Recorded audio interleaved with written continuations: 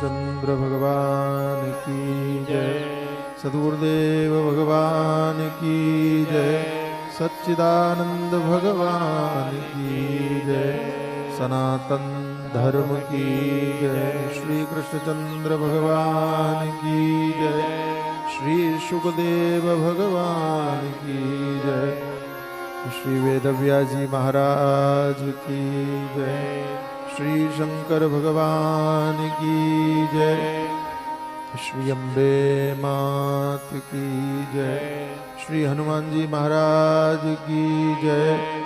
ओम नमः पार्वती पतये, हर हर महादेव।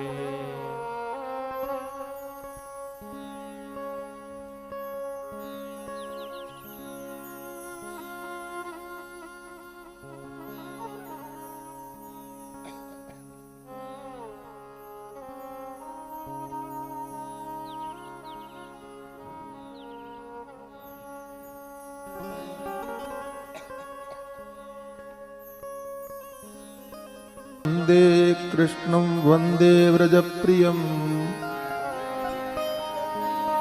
कृष्णं द्वैपायनं वंदे, कृष्णं वंदे पृथासुतम्।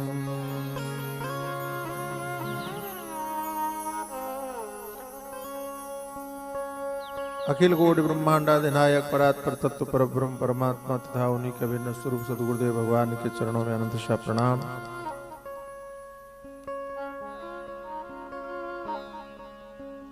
जीव का बहुत बड़ा सौभाग्य होता है तब वो कथा श्रवण करता है।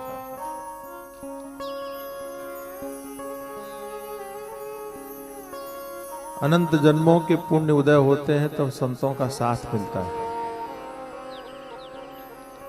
श्रीमद् भागवत के महात्म्य में ही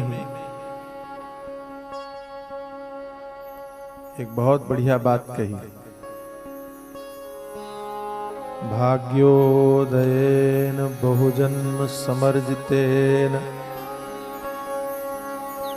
सत्संगमं च लभते पुरुषो यदा वै अज्ञान हेतुकृत मोहमदान्धकार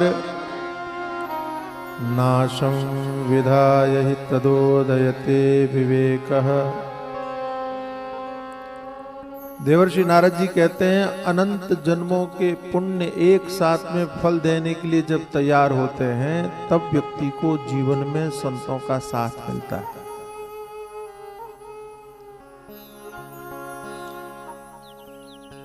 कोई चीज हमको सरलता से मिल जाए तो हम उसकी कीमत नहीं समझते,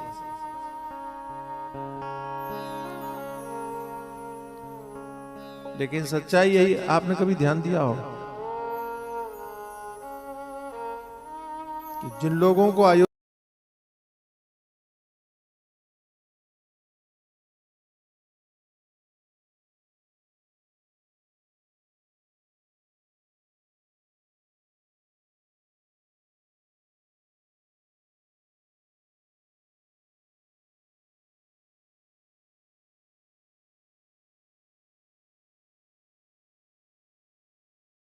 नारायण वासु। ये संसार में से उपलब्ध है। गंगा जी से दूर है तो उनके लिए गंगा जी का बड़ा महत्व, लेकिन किसी पुण्य प्रताप से गंगा के निकट ही जन्म हो जाए तो गंगा की वो महिमा नहीं उनके दिमाग में नहीं रहती, क्योंकि सरलता से मिल गई। ऐसे ही जीवन में संतों का बड़ा महत्व है, लेकिन सरलता से मिल जाए, आसानी से मिल जाए, हम उसकी कीमत नहीं समझते। सत्संग की शास्त्रकारों ने बड़ी महिमा कही है। मुमुक्षूणाम किंग त्वरितम विधेयम सत्संगति निर्ममतेश भक्ति जंतु नाम नर जन्म दुर्लभ मतः। मनुष्यों में, जीवों में मनुष्य जीवन प्राप्त करना बड़ा कठिन है, लेकिन मानव जीवन प्राप्त करने के बाद भी सबसे बड़ा कठिन काम है कि संतों की प्राप्ति। दुर्लभम त्रयमेवै तद् देवानुग्रह हेतुकम मनुष्यत्वम मुमुक्षुत्वम महापुरुष संशय। लेकिन आपके इस गांव को वही जो कठिन चीज थी वो बड़ी सरलता पूर्वक प्राप्त हो गई। और कारण क्या है? पांडे परिवार के द्वारा आयोजित श्रीमद् भागवत सप्ताह ज्ञान यज्ञ का आयोजन वही सरलता प्राप्त करने का माध्यम बन गया। और ये माता जी की कथा श्रवण करने की इच्छा ने आपके इस गांव को एक सुंदर अवसर प्रदान कर दिया। 7 दिन तक आप भगवान की दिव्य कथा के माध्यम से अपने जीवन को धन्य करेंगे। ये सौभाग्य आपको प्राप्त है।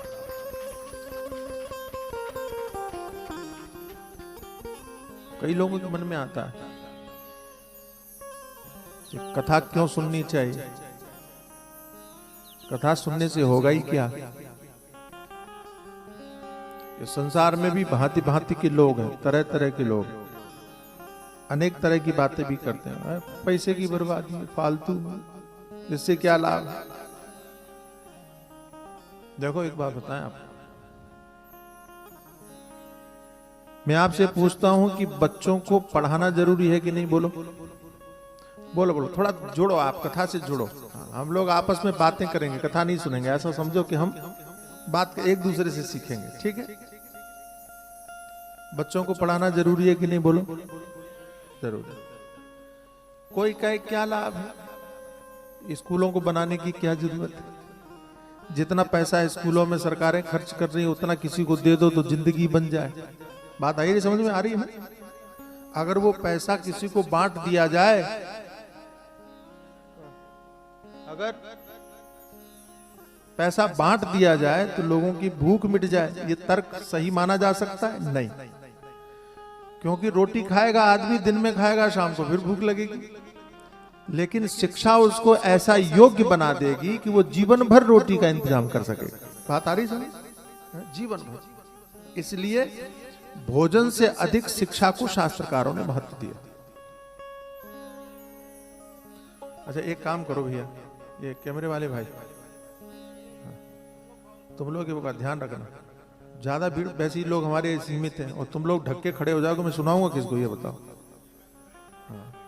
तो जिसके जरूरी काम हो वही अपना रुके और थोड़ा ध्यान रखना, थोड़ा सा ध्यान रखना। ऐसा सेटअप बनाओ कि डिस्टर्ब बनाओ। कृष्णचंद्र भगवान की क्या कह रहा था?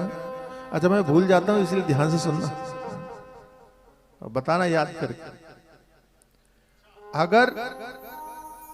अगर किसी लड़के को शिक्षित कर दिया जाए तो जीवन भर की भोजन की व्यवस्था कर लेगा। इसलिए हमने माना कि भोजन से अधिक शिक्षा का महत्व। लेकिन बात यह भी समझना कि जीवन में सब कुछ शिक्षा ही नहीं होती।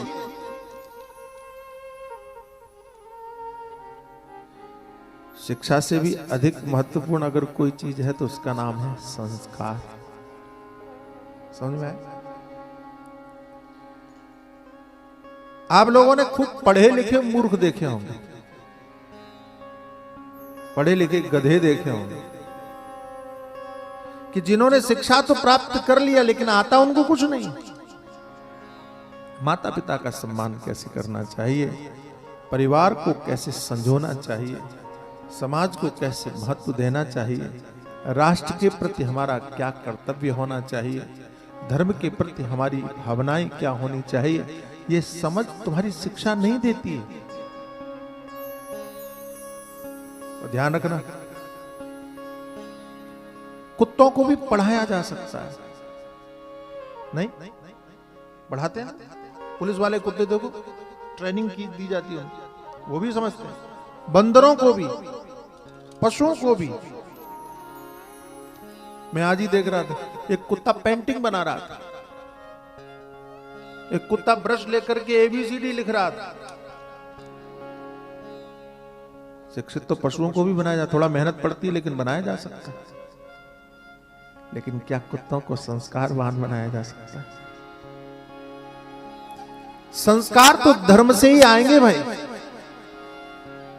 तुम्हारे घर में कलह मची हुई है, झगड़े हो रहे हैं, परेशानियां हो रही हैं, क्यों? क्षमा करना, हम शिक्षित तो हो गए लेकिन हमने संस्कारों से नाता तोड़ लिया, संस्कारों से संबंध तोड़ लिया। इसलिए कोई भी मनुष्य तभी है जब उसके जीवन में संस्कार है। संस्कार नहीं है तो वो मनुष्य कहने का अधिकारी नहीं है। इसलिए शास्त्रों ने कहा कि यदि आप अपने जीवन को, मनुष्य जीवन को वास्तव में मानव जीवन बनाना चाहते हो, संस्कार वाला मनुष्य जीवन बनाना चाहते हो, तो आपको कथाएं सुननी चाहिए। कथाएं आपको मनुष्य बनाने का काम करती हैं। अच्छा एक बात बताओ, क्या कथाएं केवल संस्कार देती है? नहीं, तो कथाएं सब कुछ देती है, सब कुछ। कथाई वो मार्गदर्शन। ध्यान रखना, जीवन में कोई ऐसी शंका नहीं जिसका समाधान शास्त्र के पास नहीं। मैं सदैव कहता हूं कि संसार समस्या को महत्व देता है। टीवी खोल के बैठो आप, ये समस्या है, देश में ये समस्या है, शहर में ये समस्या है, समाज में ये समस्या है, और न्यूज चैनल खोल के बैठ जाओ तो दुनिया भर की समस्याएं आपको दिखाई पड़ेंगी। समस्याओं के विषय में बताने वालों की भीड़ जमा है, लेकिन उस भीड़ में से जरा पूछ लो जो समस्याओं का वर्णन कर रहे हैं, उनसे पूछो समाधान क्या है। उन्हें नहीं पता, समाधान के विषय में नहीं जानते। लेकिन अद्भुत बात, हमारे शास्त्रों के पास आओ, यहां समस्या नहीं, यहां समाधान को बात करती है। हर समस्या का समाधान यदि आप देखने की चेष्टा करें, समझने का प्रयास करें, ध्यान से सुने, जीवन की प्रत्येक समस्या का समाधान शास्त्र में उपलब्ध है। तो शास्त्र केवल संस्कार नहीं देते, शास्त्र जीवन की संपूर्ण समस्याओं का समाधान देते हैं। यदि हम देख सकते, ऋषियों ने हजारों वर्ष पूर्व गहन चिंतन और मनन करने के बाद जो सार तत्व उन्होंने समझा, वो कथाओं के रूप में उन्होंने निरूपित किया। ये कथाएं हमारे जीवन को जीवन बनाने का काम करती हैं। बस इतना ही, बोले नहीं और भी क्या? अच्छा एक बात बताओ, तुम लोग चाहते क्या हो जीवन में? क्या चाहते? नहीं समझ में आया। कोई आपसे पूछे कि आपको क्या चाहिए तो आप क्या बोलोगे? बोलो। अच्छा हमारी सबसे बड़ी समस्या, हमको यही नहीं पता हमें चाहिए कि। अगर किसी से पूछ भी ले, भैया बोलो तुमको क्या चाहिए, बोले अभी सोचा ही नहीं। अच्छा थोड़ा सा सोच लो, ये माता जी हमारी कथा सुन रही है, इन्होंने कथा का आयोजन करवाया, और थोड़ा कल्पना करो कि भगवान प्रसन्न हो जाए। सोचना, थोड़ा कथा से जुड़ना आप, कि भगवान प्रसन्न हो जाए माता जी के ऊपर और यहां प्रकट हो जाए, एकदम यहीं आ जाए, इसी मंच पे आ जाए भगवान, और प्रकट होके भगवान कहें कि तुम लोग बड़े ध्यान से कथा सुनने के लिए एकत्रित हुए आए हो, हम तुमसे बड़े प्रसन्न हैं, बोलो क्या चाहिए। तो तुम लोग क्या मांगोगे? अच्छा सोचना शुरू कर दिया लेकिन अभी समझ नहीं पाए, दो चार बातें दिमाग में आ गई होंगी कि ये मांगे कि ये मांगे, कंफर्म। अच्छा हमारा प्रश्न है तो हम भगवान से कहते हैं महाराज 2 दिन का टाइम दे दो, थोड़ा घर में मशवरा करके फिर आपसे पूछते हैं, फिर बताते हैं। हमारा भटकाव देखिए, हमें पता ही नहीं हमें चाहिए क्या।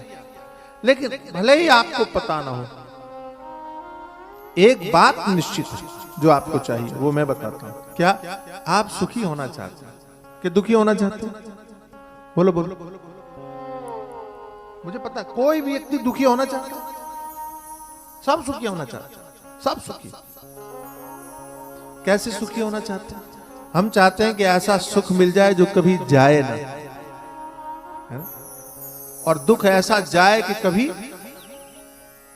यही तो चाहते हैं। क्या हुआ, मिला संसार में ना? रसगुल्ला खाते हैं जब तक मुंह में, तब तक तो सुख मिलता है, बाद में फिर वही हाल। ये दुनिया के सारे संसार के सुख ऐसे ही है। अच्छा, रसगुल्ला खाया था कि सुख मिलेगा, लेकिन डॉक्टर ने कह दिया डायबिटीज हो गई, अब मत खाना, छूट और गया, बीमारी और हो गई। हमारे भगवान श्री कृष्ण बहुत पहले हजारों वर्ष पूर्व कह करके गए, ये ही संस्पर्शजा भोगा दुख योनय एवते, इंद्रिय और विषय के संयोग से मिलने वाले संपूर्ण सुख मूलतः दुख के कारण। स्पष्ट कर दिया, हम नहीं समझ पाते। तो महाराज सुख कहां मिलेगा? अब दो बात बता करके मैं आपको कथा से जोड़ूंगा, ध्यान से सुनना, थोड़ा भूमिका समझ बना रहे, ध्यान से सुनना। आपको चाहिए सुख, ढूंढ कहां रहे हो? यही मजे की बात है, चाहिए सुख लेकिन ढूंढ रहे हो दुख के बाजार में। अच्छा, अगर आपको सोने के गहने बनवाने हो तो कहां जाते हैं? अरे बोलो देवियों, तुम तो सबसे ज्यादा सोने के गहने बनाती हो, कहां जाते हो? सुनार के पास जाते हो कि सब्जी वाले के पास जाते हो कि ठेले पे सब्जी लगाए बैठा हो, बोले भैया हार बनवाना है, कितने का बना के दोगे? सोने का हार बनवाना है तो आप सुनार के पास जाओगे, कपड़े लेना है तो कपड़े वाली दुकान, मिठाई चाहिए तो मिठाई वाले के पास जाओगे, है ना? ऐसे ही करते हो। तो जो वस्तु आपको चाहिए उस वस्तु की दुकान खोजते हो, तब वहां जाते हो, तब लेते हो। लेकिन यहां हमने समस्या कर दी, हमको चाहिए सुख लेकिन हमने सही दुकान का पता लगाया नहीं और दुख के बाजार में ढूंढ रहे हैं। क्यों? ध्यान से सुनना, संसार के विषय में बताया। असार खलु संसारो दुख रूपी विमोहकः। संसार कैसा है? बोले दुख रूप है, दुख दुख रूपी विमोहकः।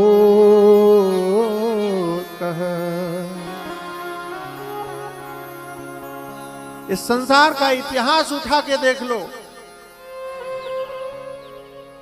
सोने की लंका में रहने वाला रावण भी सुखी नहीं हुआ।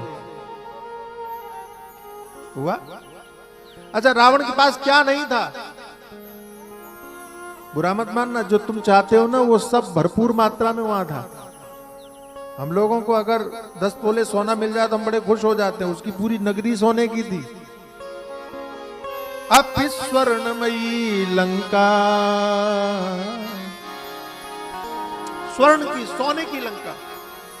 अच्छा, हम लोग सोचते हैं थोड़ा बल हो जाए, हमको ताकत मिल जाए तो हम पता नहीं क्या कर डाले हैं। लेकिन रावण चलत दशानन डोलत अवनी, ऐसा बलवान के पांव पृथ्वी पर रख दे तो पूरी जमीन हिल जाए, पृथ्वी हिल जाए। हम लोग सोचते हैं विद्या मिल जाए तो हम सुखी हो जाए।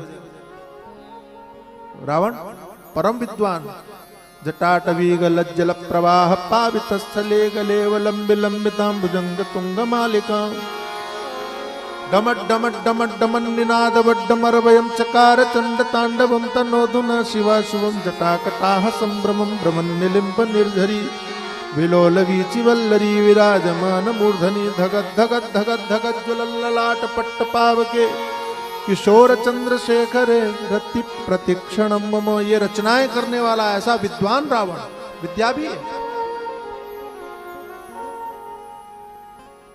संतान परिवार भी भरपूर था। अच्छा, हम लोग सोचते कुल उत्तम हो तो आदमी सुखी रहेगा। रावण का कुल भी उत्तम था। उत्तम कुल पुलस्त्य करनाती, लेकिन विडंबना देखिए, सुखी नहीं था। मरते मरते तक स्वर्ग में सीढ़ी लगाने की कल्पना करके मर गया, सुखी नहीं हुआ। लेकिन एक विचित्र बात बताएं आपको,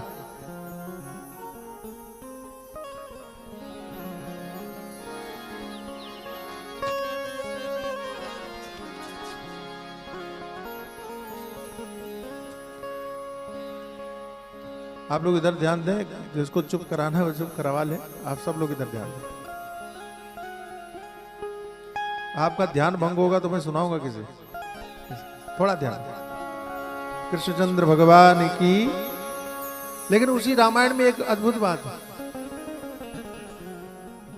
एक रावण है और दूसरी शबरी है।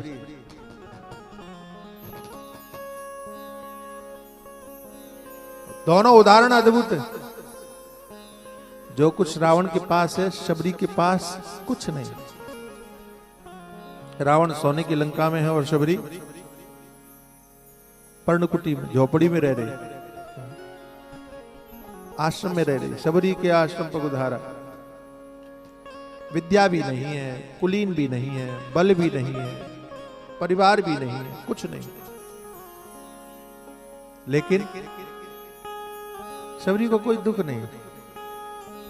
और अंत क्या है? स्वयं अखिल कोटि ब्रह्मांडा अधिनायक परात्पर तत्व भगवान राम चल करके उसकी कुटिया में गए। कितना बड़ा अंतर है।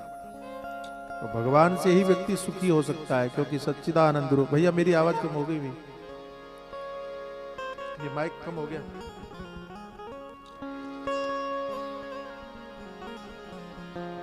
शबरी सुखी है, क्यों? संसार का इतिहास कहता है कि संसार को पाकर के कोई सुखी नहीं हुआ और भगवान को पाकर के कोई दुखी नहीं हुआ। एक आदमी मिला जिसने कहा मैं भगवान से मिला लेकिन बड़ा दुखी हुआ, कोई मिला? एक इतिहास में एक व्यक्ति नहीं मिल सकता।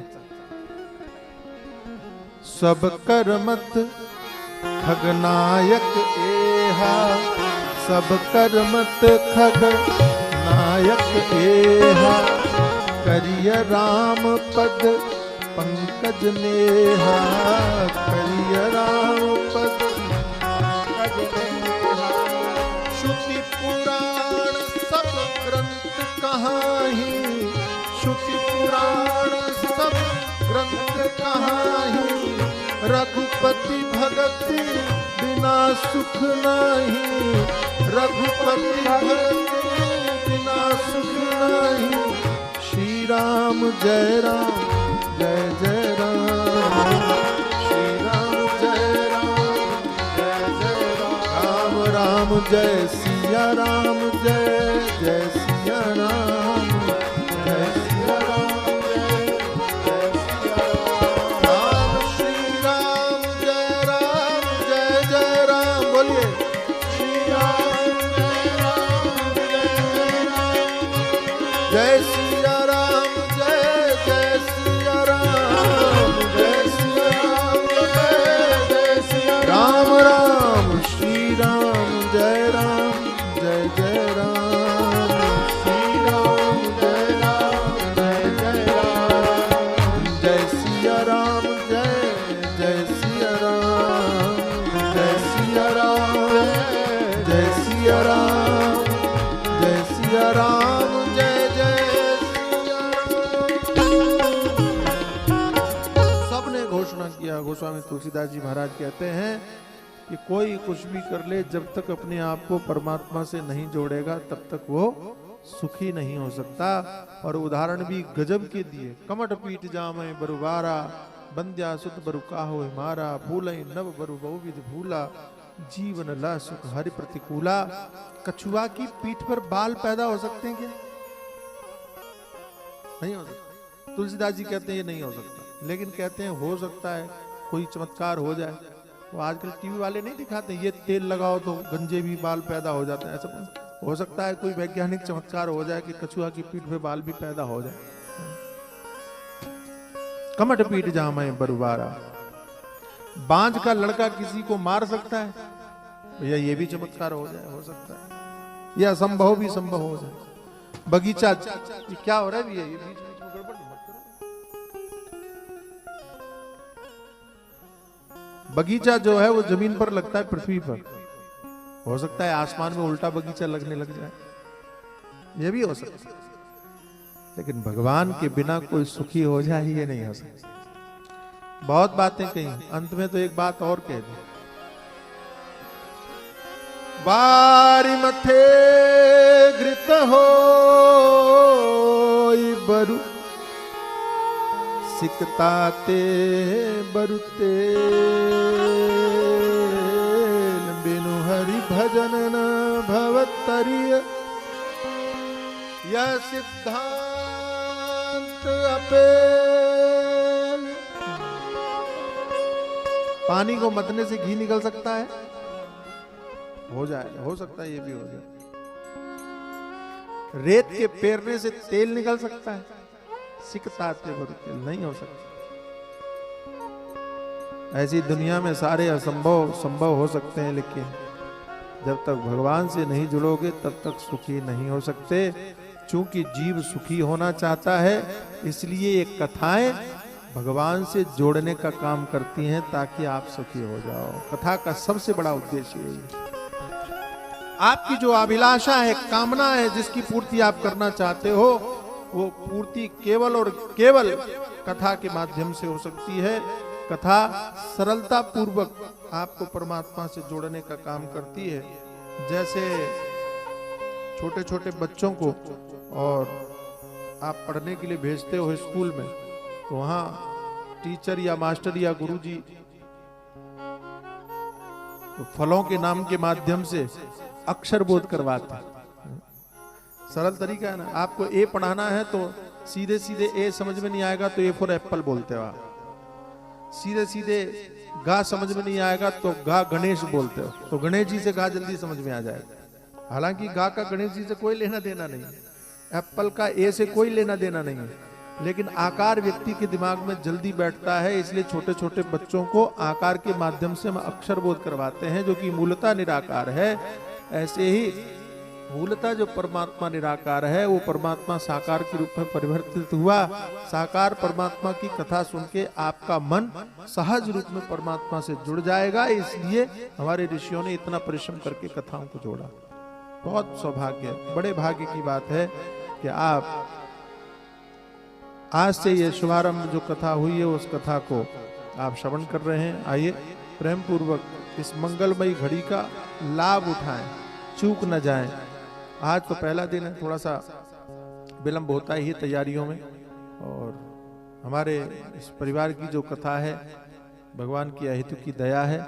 और मैं चाहता हूं कि आप सभी ग्रामवासी और यहाँ जितने लोग सुन रहे हैं, सबसे प्रार्थना है कि आप ये परमात्मा ने जो आपको इतना सहज रूप में अवसर बड़ा प्रदान किया है, इसका लाभ लेने से न चूकें और आनंद पूर्वक भाग्य बनाते हुए इन मंगलमयी घड़ियों की, ये मंगलमयी घड़ी है, हम कहीं चूक न जाएं, ध्यान रखना है। मंगलमयी घड़ी आई है, कोई जाने न जाने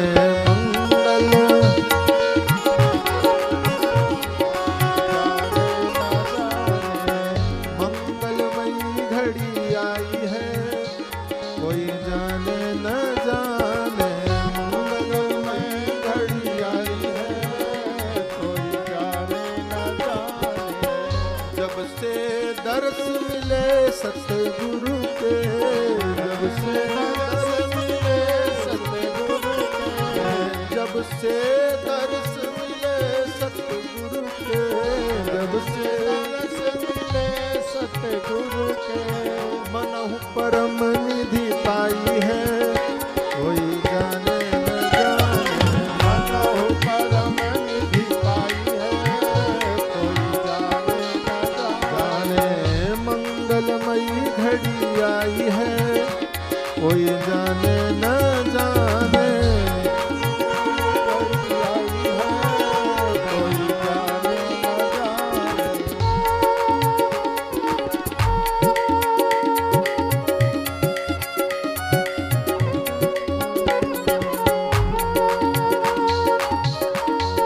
न जाने।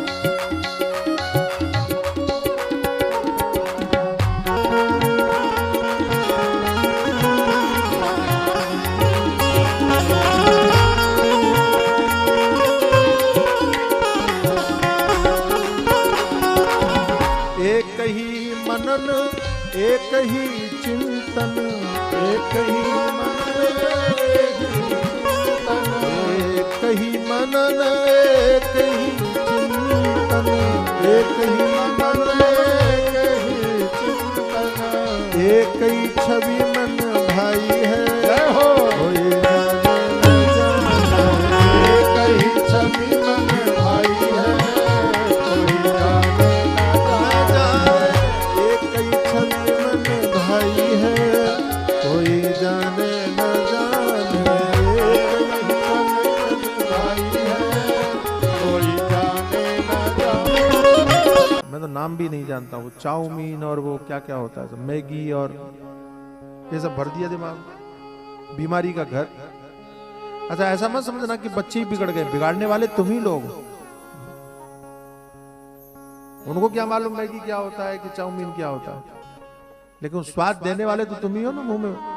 और तुम लोगों को रहता है बढ़िया है, बच्चा रो रहा है, ये लो ये खाओ खाओ, अपना काम करे, तुम अपना काम में मस्त हो जाते हो। आजकल तो एक बड़ा रोग चला है, थोड़ा भी बच्चा जाने बिनु न होए प्रतीति, जाने बिनु न होए प्रतीति, बिनु प्रतीति होए नहीं प्रीति, बिनु प्रतीति बिनु प्रतीति, बिनु प्रतीति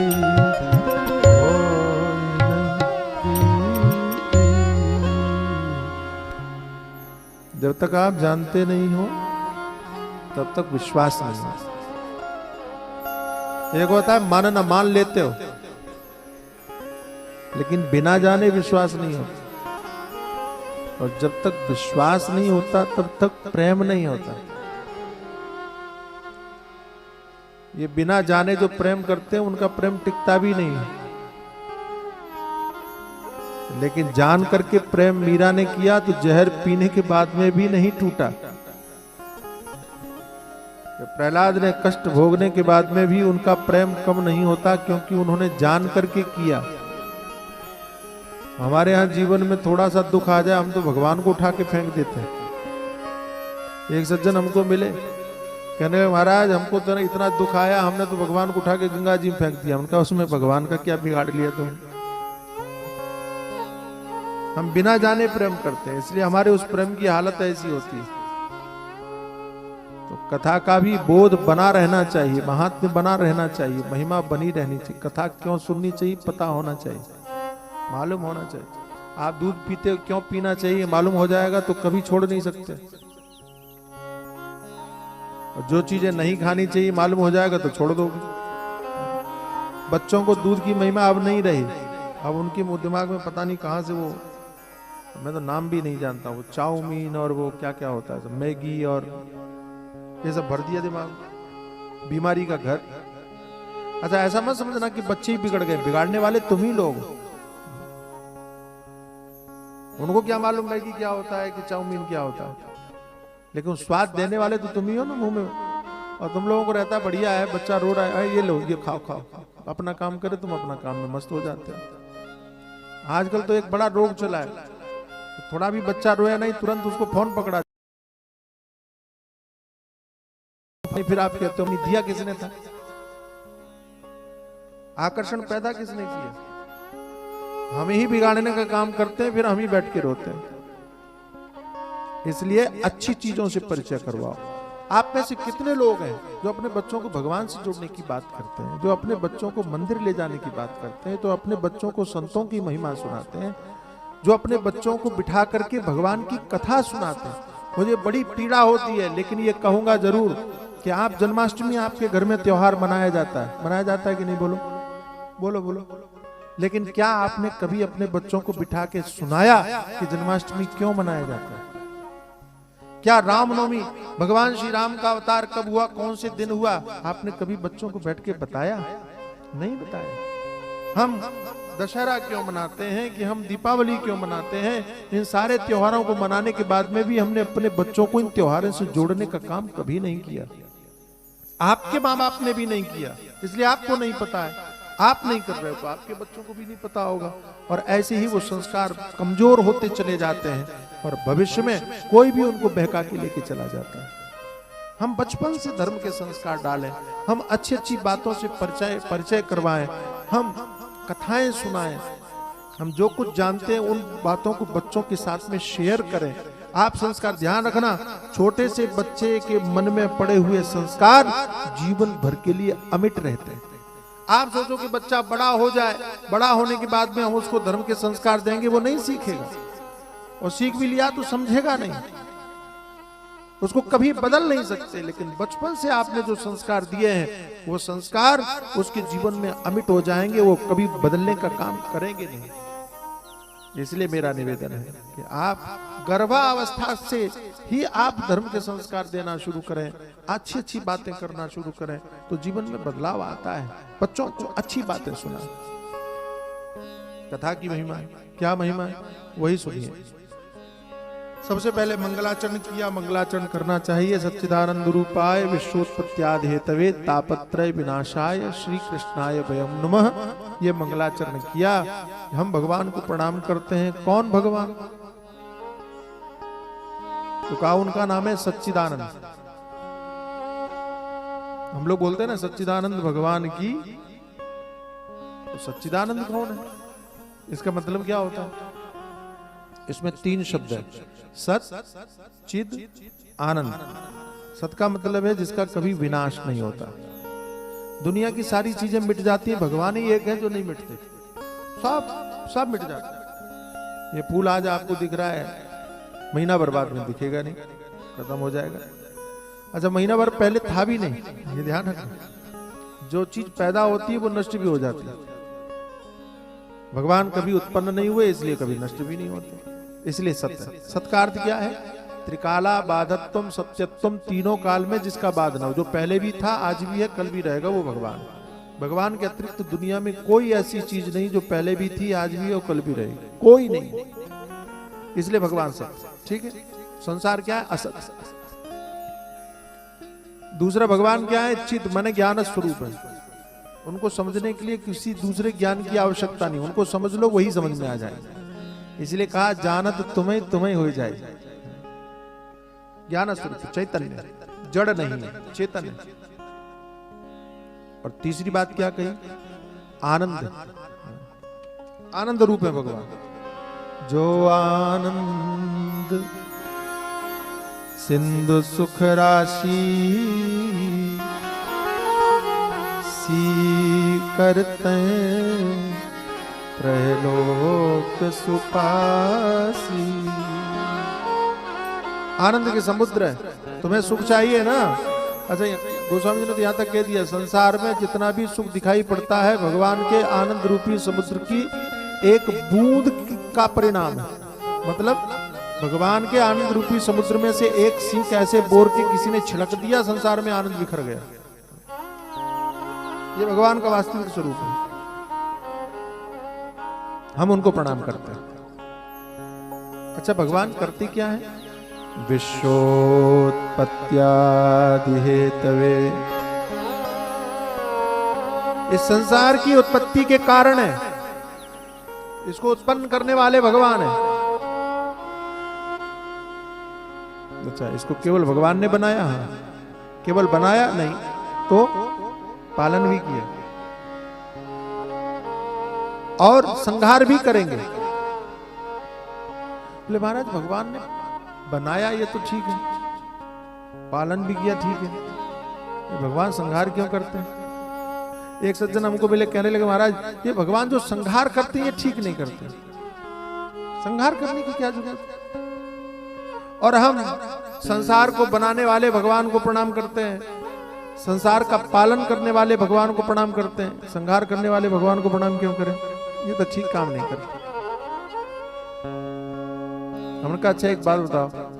कहने लगे आप। मैंने कहा पहली बात अच्छे से सुनना, भगवान ने गीता में कहा जन्म कर्म च मे दिव्यम, मेरे जन्म भी दिव्य है, मेरे कर्म भी दिव्य है। भगवान की काम सबको समझ में आ जाए जरूरी नहीं है, उसके लिए मस्तिष्क चाहिए, बुद्धि चाहिए, समझ चाहिए। लेकिन फिर भी तुम कहते हो तो एक बात समझो। तो कहने लगे क्या? मैंने कहा अच्छा एक बात बताओ, खेतों में जो बीज बोया जाता है कौन बोता है? बोलो बोलो। किसान। कौन बोता है? अच्छा, बीज बो के छोड़ देता है वो, उसमें खाद पानी कौन डालता है? बोलते जाओ बोलते जाओ। किसान। उसका पालन पोषण कौन करता है? और जब फसल पक जाती है तो काटता कौन है? बोलो। अच्छा, किसान काटता है सही करता है कि गलत करता है? अच्छा, किसान काटे तो सही, भगवान काटे तो गलत। दूसरी बात ध्यान से सुनना, अच्छे से समझना। आपको फसल पकी हुई फसल काटते समय दिखाई पड़ता है कि किसान काट रहा है, लेकिन वास्तव में वो फसल को काट नहीं रहा है, वो फसल को सुरक्षित कर रहा है। अगर किसान नहीं काटेगा तो फसल वहीं सड़ जाएगी। बात समझ रहे हो मेरी कि नहीं समझ रहे हो? ऐसे ही भगवान की कोई भी क्रिया गलत नहीं होती, फालतू का दिमाग मत लगाना। भगवान जो करते हैं अच्छा ही करते हैं, ऐसा समझना। समझ में आई कि बात की नहीं आई? तो समझ में आ जाए करो तो मुझे समझा दिया करो। समझ में आया, ताली वाली बजाओगे तो मुझे पता चलेगा कि हाँ। अच्छा, ताली क्यों बजवाता हूँ? वैसे नेताओं के यहाँ तुम लोग तालियां बहुत पीटते हो, बेमतलब नहीं समझ में आया तो भी लगे हुए। मैं एक वीडियो देख रहा था, और कोई नेता भाषण दे रहा था, और एक खैनी बनाने वाले ने ऐसे खैनी पीट दी, लोगों ने ताली बजा दी, पता ही नहीं चला। बात से कोई मतलब नहीं। हम वैसी ताली पीटने को नहीं कहते, लेकिन हम ये कह रहे हैं आप अच्छी बात समझो तो ताली बजाओ। ताली बजाने से तुम्हारे ताले खोलेंगे दिमाग के। बहुत कुछ भूसा भरा हुआ है, निकला नहीं है, थोड़ा समझ में आएगा। धर्म की बातें, गहन बातें समझ में आएंगी। मैं आपसे निवेदन करता हूं कि आप सजग होकर के सुनो। आपके दिमाग में भूसा आया ऐसा मत समझ लेना। आप तो समझदार हो, इसलिए पहले ही दिन आ गए। समझ में आया? सुनने के लिए पधार गए। आपको अंदर में थोड़ा सा ये समझती कि नहीं, धर्म के प्रति रुचि रखनी चाहिए, इसलिए आप सुनने आ गए। लेकिन सजगता मैं जरूर चाहता हूं कि कथा आप सुनो मत। कई बार आपने देखा हो ना, लोग कहते हैं हम कथा सुनने गए, हमने कथा सुन ली, हमने कथा सुनी, हम कथा सुनेंगे। लेकिन मैं हमेशा कहता हूं आप कथा सुनना मत, तो कथा समझना। समझ में नहीं आए आप हमसे फिर पूछना, मैं दोबारा समझाऊंगा। क्योंकि सुनते सुनते सुनते सुनते तो बहुत सुन लिया। अब इस बार कथा सुनने का प्रयास करो, समझने का प्रयास करो। और मैं आपको विश्वास दिलाता हूं कि कथा समझ में आ गई तो जीवन भर इस कथा को आप भूल नहीं सकते, आपको सदैव याद रहेगी। इसलिए सजगता पूर्वक श्रवण करना। तो भगवान का कोई भी कार्य गलत नहीं होता। हाँ, ये हो सकता है कि भगवान का वो कार्य हमको समझ में ना आए, लेकिन गलत कुछ नहीं होता। तीनों तापों का विनाश करने वाले हैं। दैहिक, दैविक, भौतिक जितने ताप हैं सबको समाप्त करते हैं। ऐसे जो भगवान हैं हम उन भगवान को प्रणाम करते हैं। बोलो कृष्णचंद्र भगवान की। यम ब्रभ्रजंदमनुपेदमपेद कृत्यम द्वैपायनो विराकातराज्वावपुत्रेत तन्मयतया तर्वो विनेदु तं सर्वभूत हृदयं मुनिमानतोस्मि। भगवान सुखदेव का भी स्मरण किया, उनको भी प्रणाम किया। और नैमिषारण्य की पावन धरा पर, नैमिषारण्य सुना है आपने कभी? नाम सुना है? सीतापुर जिले में आपके उत्तर प्रदेश में ही एक दिव्य तीर्थ स्थल है। देवी भागवत में इसकी बड़ी विस्तार से कथा भी है कि एक बार 88,000 ऋषि नैमिषारण्य कथा, हाँ कथा होती है। तो नैमिषारण्य में 88,000 ऋषि, 88,000, जिनमें सबसे बड़े ऋषि का नाम था शौनक, तो उनका नाम पड़ गया शौनकाद। तो शौनकाद 88,000 ऋषि ब्रह्मा जी के पास में गए और ब्रह्मा जी से जाकर के पूछा कि महाराज हमको कोई ऐसा स्थान बताओ जहां हम 1000 वर्ष तक यज्ञ का समायोजन कर सकें और कलयुग विघ्न न डाले। ब्रह्मा जी सृष्टि कर रहे थे, तो उसी समय उन्होंने भगवान का ध्यान किया तो एक मनोमय चक्र उत्पन्न हुआ। ब्रह्मा जी ने कहा इस चक्र के पीछे पीछे जाओ, ये चक्र जहां गिरेगा उसके आसपास 5 कोस की भूमि तुम्हारे लिए यज्ञ करने के लिए पवित्र रहेगी। ये ऋषि चक्र के पीछे चले। चक्र की नेमी यानी धुरी, धुरी ने जहां पृथ्वी को विशीर्ण किया, गड्ढा किया, उसका नाम पड़ गया नैमिष। अरण्य माने जंगल होता है, वन, इसलिए उसका नाम नैमिषारण्य पड़ा। आज भी वो चक्र तीर्थ है, वहां पानी भरा हुआ। और हमारा गुरुस्थान भी वही है। हमारे गुरु जी, हमने जो सन्यास के रूप में जन्म लिया वो वहीं लिया, महात्मा के रूप में हमारा जन्म वहीं हुआ, तो गुरुस्थान भी बड़ा दिव्य स्थल है। उसी नैमिषारण्य में 88,000 ऋषि सूत जी महाराज को व्यास पीठ पर बिठाकर और कथा श्रवण करने के लिए 1000 वर्ष तक यज्ञ चलने वाला था। तो सुबह शाम यज्ञ करते, दोपहर के समय सोते नहीं, सूत जी को बिठा करके कथा श्रवण करते। प्रायः सभी पुराणों की कथा वहां हुई। आप लोग सत्यनारायण की कथा भी सुनते होंगे तो एकदा नैमिषारण्ये ऋषया शौनकादे, उसी का वर्णन आता है। यहाँ पर भी आया, सूत जी को बिठाया, नैमिषे सूतमासीनम अभिवाद्य महामतिम कथा अमृत रसास्वादक कुशल शौनको ब्रवीत। और शौनक आदि जो ऋषि थे उन्होंने हाथ जोड़ के प्रार्थना किया, तो कहा महाराज आप हमको दिव्य कथाएं सुनाएं। कथा बोले नहीं तो कहने लगे कि कथा का सार सुनाइए। सूताख्याय कथा सारम मम कर्ण रसायनम, मेरे कानों को अच्छी लगने वाली संपूर्ण कथाओं का सार सुना दीजिए। कथा क्यों सुनना चाहते हो? तो भक्ति ज्ञान विरागाप तो विवेको वर्धते महान, ताकि भगवान में हमारा प्रेम बढ़े, ताकि भगवान कौन है ये ज्ञान हो, ताकि भगवान के मार्ग में बाधक जितने भी तत्व हैं उनसे वैराग्य हो जाए। इसलिए हम कथा श्रवण करना चाहते हैं। कृपा करके आप हमको बताइए क्यों सुनना चाहते हो? ये घोरे कलु प्रायो जीवश्चासुरताम गतः, क्योंकि इस घोर कलयुग में लोग आसुरी प्रवृत्ति को प्राप्त होगा। अच्छा, आसुरी प्रवृत्ति क्या है? आदमी जब केवल अपने बारे में सोचने लगे तो समझ लो वो असुर हो गया। हमारे यहाँ क्या है?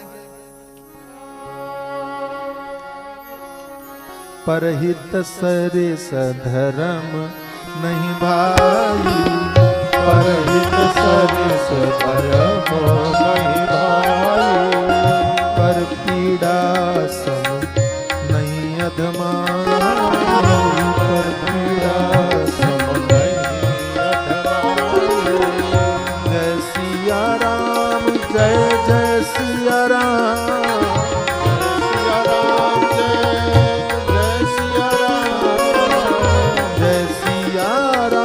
जय जय सिया राम, जय सिया राम, जय सिया राम, जय सिया राम, जय सिया राम, जय सिया राम,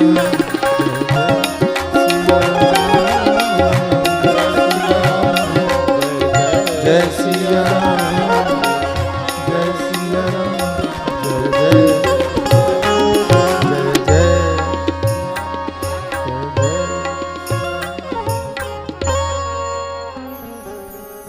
हमारे यहाँ सबसे बड़ा धर्म तो परोपकार है।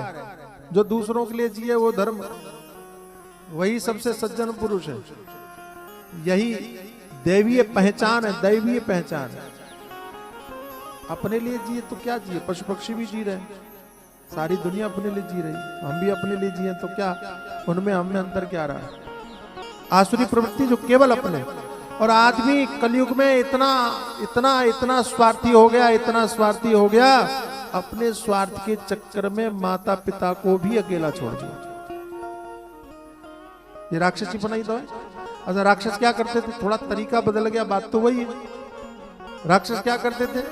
मां नहीं मात, पिता नहीं देवा, है ना?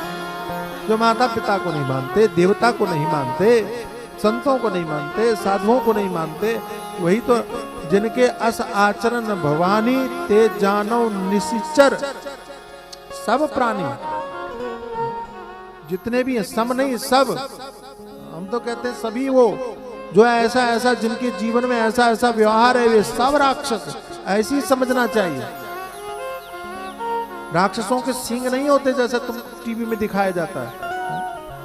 राक्षस वही है जो माँ बाप का सम्मान न करे, राक्षस वही है जो धर्म को न माने, राक्षस वही है जो देवताओं को न माने, राक्षस वही है जो संतों का अपमान करे। सीधी सीधी परिभाषा है। और धर्म क्या है? जो परोपकार करना सिखाए, जो दूसरों के लिए जीना सिखाए। शिव दधीच हरिचंद्र नरेशा, इन कथाओं को हम सुनते हैं। ये गाथाएं दूसरों के लिए अपने शरीर को भी दान करने से नहीं चूकती। दधीच ने अपनी हड्डियों का दान कर दिया, महाराजा शिवी ने अपने शरीर को काट काट के चढ़ा दिया। ये परोपकार के सर्वोत्तम उदाहरण है। कलयुग में महाराज स्वार्थ बढ़ गया, सब स्वार्थी हो गए। अच्छा, राक्षसों का अपमान। एक बार क्या हुआ, उपनिषद में कथा आती है कि एक बार देवता और दैत्य दोनों गए और महात्माओं से पूछा, ऋषियों से, राक्षसों से, कि आप देवताओं की पूजा क्यों करते हो, हमारी पूजा क्यों नहीं करते, हमारे में क्या कमी है? अरे हमारे पास में भी तो सब कुछ, इनसे ज्यादा बल, इनसे ज्यादा बुद्धि, इनसे ज्यादा सब कुछ, तपस्या भी हमने बहुत करी है, फिर भी आप सम्मान इनका करते हो, हमारा नहीं करते पूजा। तो ऋषियों ने कहा, हमारे यहाँ थोड़ा भोजन का समय है, पहले हम लोग भोजन करेंगे, आज भंडारा है, तुम लोग फिर बाद में तुम पूछना, फिर हम बताएंगे। ठीक है, भोजन पहले कौन? बोले देवताओं को पहले खिलाते हैं, तुम बाद में। बोले फिर वही पहले बात की बात की थी तो झगड़ा था, आप फिर भी देवताओं को पहले खिलाओ, इस बार हम पहले खाएं। ऋषियों ने कहा ठीक है, तुम पहले खाओ, हमें कोई परेशानी नहीं, लेकिन आज हमारे यहाँ नियम है। मतलब क्या नियम है? तो कहा हमारे यहाँ नियम है, आज हाथ में लकड़ी बांध करके हम भोजन करवाएंगे। हाथ में लकड़ी बांध देंगे और फिर भोजन करवाएंगे। तो ठीक है, तो भैया कल से भैया ध्यान रखना, ये क्या बोलते, कहाँ की कूं नहीं होना चाहिए। आवाज बिल्कुल खत्म हो गई तुम्हारी। हेलो हेलो, क्या कह रहा था मैं? हाँ, तो लकड़ी बांध करके कहा कि तुम, दैत्य ने कहा ठीक। अब हम लोग भोजन करते हैं तो ग्रास उठाया, लड्डू उठाया, ऐसे मुंह में डाला, आराम से खा लिया, उसके लिए हाथ मोड़ना पड़ता है। अब हाथ बंधा होगा तो मुंह तक नहीं आएगा, तो पत्तल में से लड्डू उठाए, ऐसे सीधे जाए, ऊपर देखे, मुंह से निशाना बांध के गिराए, तो मुंह की जगह किसी की नाक के ऊपर गिरे, किसी के माथे पर गिरे, किसी के आंख, पूरा मुंह बिगड़ गया, भोजन किसी का हुआ ही नहीं। दैत्य लोग बिगड़ गए, राक्षस। कहा महाराज भोजन करवा रहे हो कि अपमान कर रहे हो? ऐसे कोई भोजन करवाता है? देवताओं को भी खिलाओ ऐसे ही। तो ऋषियों ने कहा देवताओं को भी ऐसे ही खिलाएंगे, तो वो खा लेंगे। देखो अभी देवताओं को भी है, हाथों में डंडे बांध दिए गए और बैठे, भोजन परोसा गया। देवता समझदार, देवताओं ने क्या किया, एक दूसरे सामने आमने सामने बैठे थे, इसने उनकी पत्तल से उठा करके उसने उसके मुंह में खिला दिया, और सामने वाले ने इसकी पत्तल से उठा करके इसके मुंह को खिला दिया। दोनों के पेट भर गए, किसी को कोई समस्या नहीं आई। ऋषियों ने कहा तुम्हारी समझ में आया, तुम्हारी पूजा क्यों नहीं होती? क्यों? बोले तुम केवल खुद खाना जानते हो, दूसरों को खिला नहीं पाते हो, इसलिए तुम्हारी पूजा नहीं होती। देवता एक दूसरे का परस्परम भावयन्तः, एक दूसरे का सम्मान करते हैं, एक दूसरे के लिए जीते हैं, इसलिए इनका सम्मान होता है। हम केवल अपने लिए न जिए। कलयुग में ऐसी प्रवृत्ति बहुत होगी, और इस कारण हम कथा श्रवण करना चाहते हैं। भगवान सूत जी महाराज, भगवान वेदव्यास जी महाराज कहते हैं, सूत जी महाराज बड़े प्रसन्न हुए। उन्होंने कहा जैसी कथा तुम सुनना चाहते हो वैसी कथा श्रीमद् भागवत है। श्रीमद् भागवतम शास्त्रम कलौ कीरेण भाषितम। एक बार भगवान सुखदेव कथा सुनाने जा रहे थे महाराजा परीक्षित को, तब देवता लोग भी अमृत का कलश लेकर के आए, लेकिन अमृत कलश को छोड़कर परीक्षित को कथा सुनाना अधिक उचित, कथा सुनना अधिक उचित लगा। और भगवान सुखदेव ने तो देवताओं का अपमान कर दिया कि भाग जाओ यहां से, ये ठीक नहीं है। कथा का सौदा न मत करो तुम, हम कथा बेच नहीं रहे हैं, ध्यान रखना। दो बातें समझना यहां, कि कथा का व्यापार नहीं होना चाहिए। आज ये भी एक बड़ी समस्या हो गई हमारे।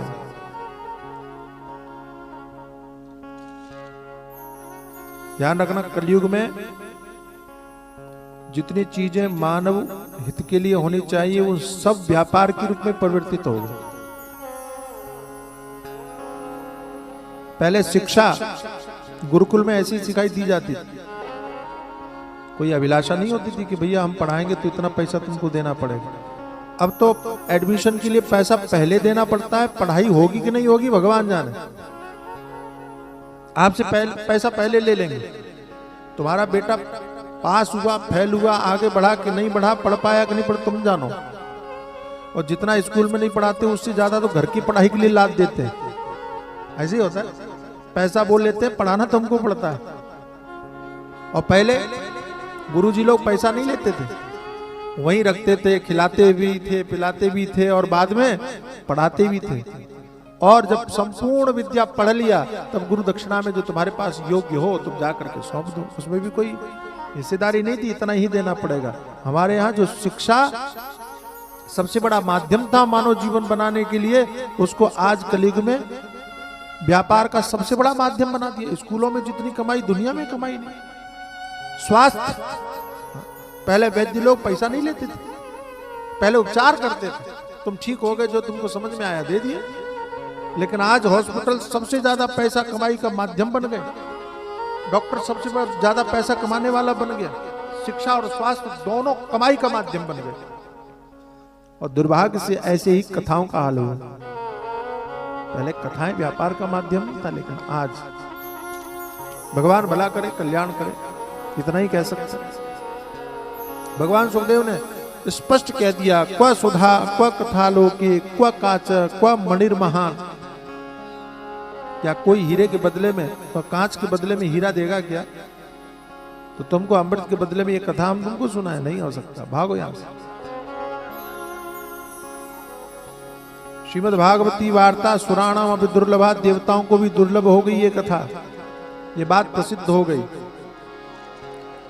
भगवान सुखदेव ने महाराजा परीक्षित को कथा सुनाया, 7 दिन में परीक्षित मुक्त हो गए। और परिणाम, लोग चकित रह गए। ऋषियों ने कहा, महाराज इस कथा में ऐसी कौन सी विशेषता है कि केवल सुनने मात्र से कल्याण हो गया?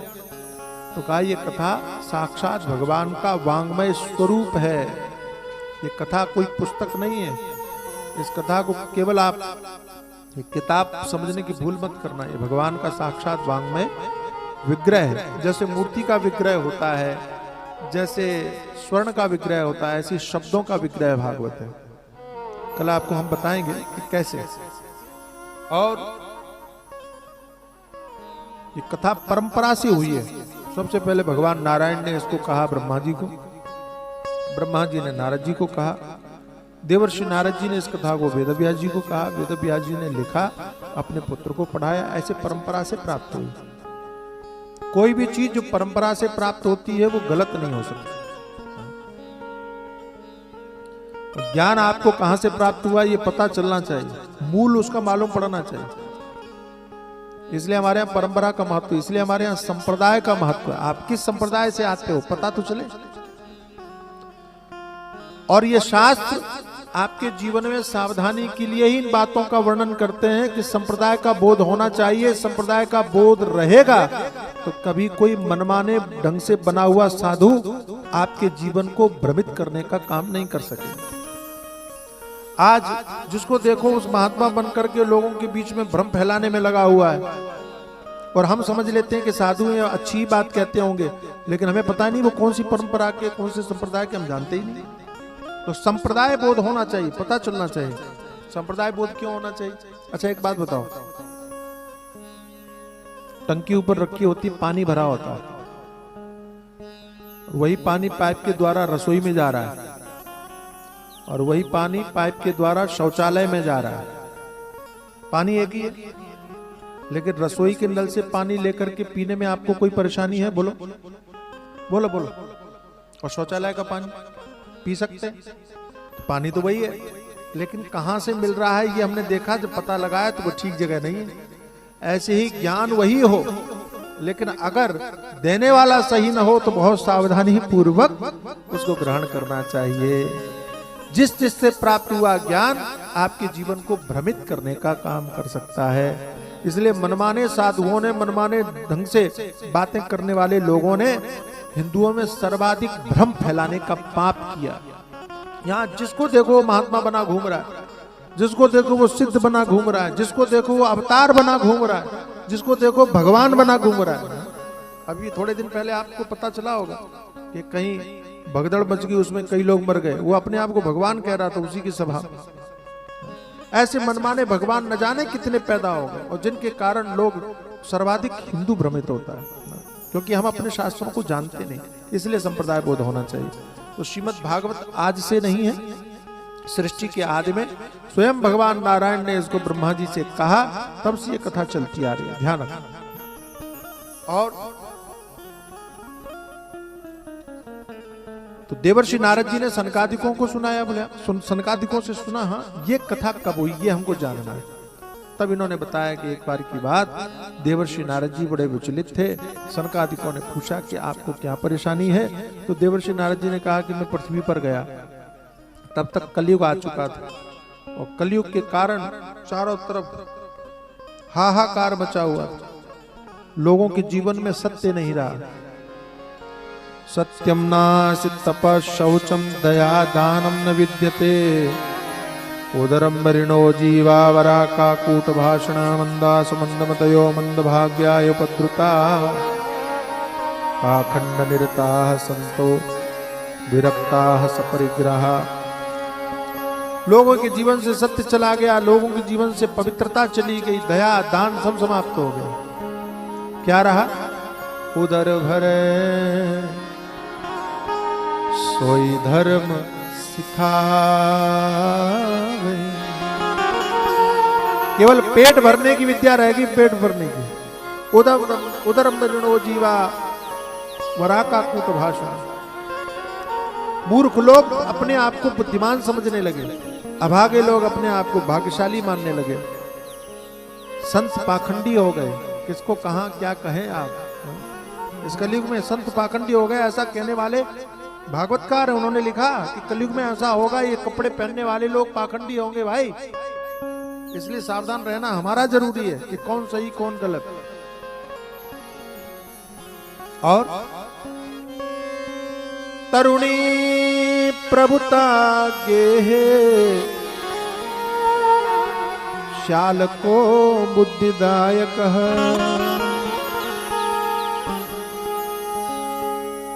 एक श्लोक यहाँ है, थोड़ा सा अलग टाइप का है। लिखा है कि घर की मालकिन महिलाएं हो जाएंगी। इसमें गलत क्या है? घर की मालकिन महिलाएं होती हैं। कई लोग कहते हैं तुम्हारे शास्त्रों में स्त्रियों का अपमान किया जाता है, स्त्रियों के अधिकारों का हनन किया जाता है। ये लोग भी हमारे हिंदू धर्म ग्रंथों के ऊपर ऐसे सवाल उठाते हैं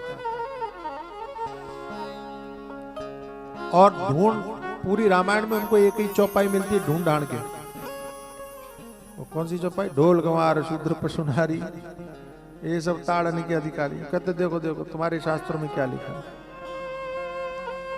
अरे मूर्खो, हमारे शास्त्रों में, हमारे धर्म में स्त्री जाति का जितना सम्मान है, संसार के इतिहास में किसी भी सभ्यता में वो सम्मान स्त्री जाति को नहीं मिला जो हमारे यहाँ। अच्छा आप मानोगे नहीं, एक बात बताओ, पूरी दुनिया घूम के आओ, पूरी दुनिया में एक भी सभ्यता ऐसी बता दो कि जहां स्त्री को भगवान के रूप में पूजा जाता हो। किसी सभ्यता में सुना है कभी? अच्छा, ईसाइयों ने कभी भगवान के रूप में स्त्री की पूजा की? बोलो। गॉड के रूप में पूजा की? मुसलमानों ने कभी स्त्री की खुदा के रूप में पूजा की, अल्लाह के रूप में पूजा की? बोलो बोलो, नहीं पूजा की। और दूसरे धर्मों के तो छोड़ो, तो जानते ही नहीं, हम लोग नाम ही नहीं जानते, तो फिर उनके विषय में बात क्या करें? यहूदी वगैरह इन धर्मों का हम नहीं जानते ना। लेकिन मैं आपको बता रहा हूं कि कोई भी धर्म ऐसा नहीं है जिसमें स्त्री को भगवान की तरह पूजा गया हो। केवल हमको गौरव है इस बात को कहने में, केवल सनातन हिंदू धर्म है जहां भगवान के बराबर दुर्गा की पूजा हम करते हैं, कि लक्ष्मी की पूजा करते हैं, कि सरस्वती की पूजा करते हैं, कि काली की पूजा। इससे बड़ा सम्मान क्या होगा स्त्री जाति का? अच्छा दूसरी बात, स्त्री जाति का सम्मान देखो आप, हमारे यहाँ जितना स्त्री का सम्मान है इतना किसी का है ही नहीं। छोटी बच्चों को, बच्चियों को हम क्या मानते हैं? कन्या को देवी मान के नवरात्रि में पूजा करते हो? बोलो बोलो, पूजा करते हैं। कन्या को क्या मानते हो? देवी मानते हो। तो छोटे बच्चे लड़के ने कौन सा पाप किया, उसको देवता क्यों नहीं मानता? वो भी तो देवता की पूजा होना चाहिए कि नहीं होना चाहिए? लेकिन हमने स्त्री जाति को सम्मान देने की परंपरा बचपन से डाली कि नहीं ये देवी है, इतना महान भाव रखा। तो कन्या के रूप में हमने स्त्री को क्या किया? देवी मान के पूजा किया। अच्छा जब विवाह होता है, बहू घर में आती है, तो हम क्या बोलते हैं? गृह लक्ष्मी आई। क्या बोलते हैं? कभी सुना है आपने कि लड़का आया हो बोले गृह विष्णु आया है? कभी सुना? सम्मान किसको मिला? ध्यान रखना, और ध्यान रखना कि हमने जब अपने बच्चों को ये शिक्षा देना आरंभ किया कि तुम्हारे जीवन में सबसे बड़ा देवता कौन होना चाहिए, तो हमने सबसे पहले मातृदेवो भव कहा। माता देवता होनी चाहिए, पिता देवता होना चाहिए। पिता का नाम बाद में रखा, दूसरों का नाम बाद में रखा। हमने सबसे बड़ा सम्मान किसको दिया?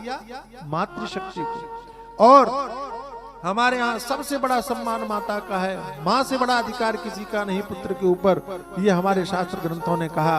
और यत्र नार्यस्तु पूज्यन्ते रमन्ते तत्र देवता।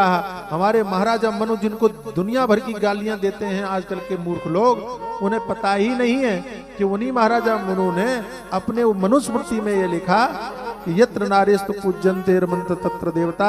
जिस घर में नारी का सम्मान होता है वहां देवता रमण करते हैं। इससे बढ़िया बात क्या हो सकती है? इससे बड़ी बात क्या हो सकती है? ये हमारा धर्म है। आप ऐसा मत समझना कि हमारे धर्म में स्त्रियों का अपमान है ना, प्रवृत्ति का अपमान। यहाँ क्या बात है? तरुणी प्रभुता, तरुणी शब्द रखा। तरुणी का अर्थ क्या है? छोटी सी बात कहूंगा, आपको समझ में आ जाएगा। महाराजा दशरथ की प्रमुख 2 पत्नियां थी, वैसे तो 3 थी, सुमित्रा जी भी थी, लेकिन प्रमुख रूप से 2 मानते हैं, कौशल्या और कैकेयी। ठीक है, कौशल्या कौन है? धर्म पत्नी। धर्म को साक्षी मान करके विवाह किया तो धर्म पत्नी। और बुरा मत मानना, कैकेयी धर्म पत्नी नहीं है। कैकेयी को काम को महत्व देकर के महाराजा दशरथ ने माना, काम पत्नी है ना। धर्म को साक्षी माना तो धर्म पत्नी, काम को साक्षी माना तो। कौशल्या के कहने पर राम को वनवास नहीं हुआ, कैकेयी के कहने पर राम का वनवास हुआ। अर्थात जहां धर्म की सत्ता होगी वहां राम तुम्हारे घर में रहेंगे, जहां काम की सत्ता होगी वहां राम को वनवास में जाना पड़ेगा। ये धर्म का संकेत है, ये शास्त्र का संकेत यही है। तरुणी प्रभुता ये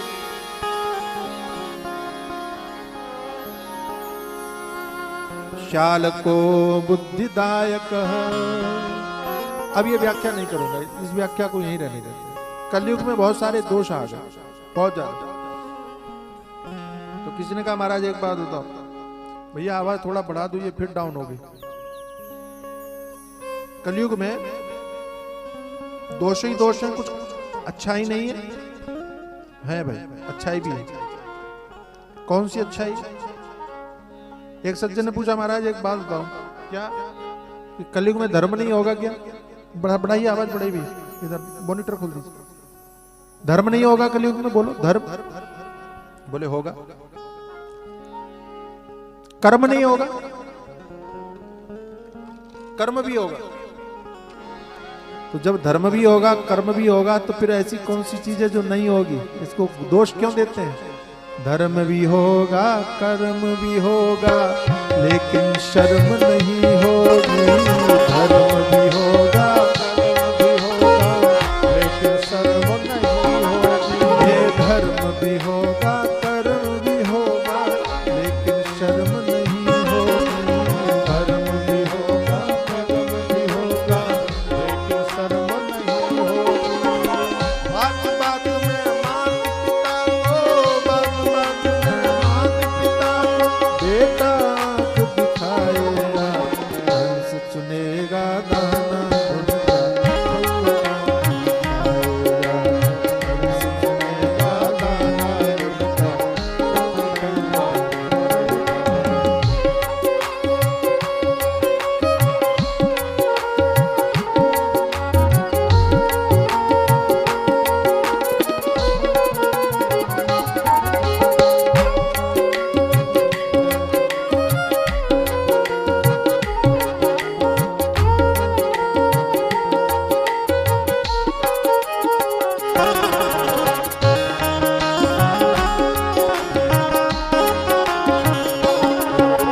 सुनो सिया कलयुग में काला धन और काले मन होंगे।